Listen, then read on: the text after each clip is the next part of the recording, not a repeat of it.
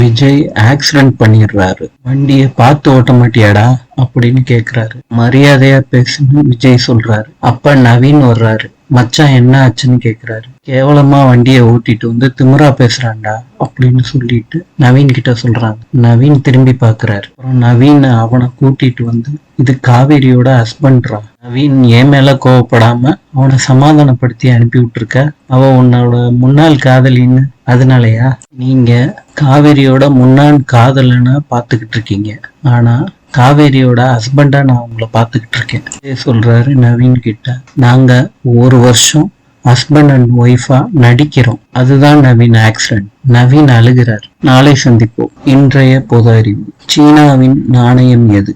பதில் யுவான். நாளை சந்திக்கலாம்.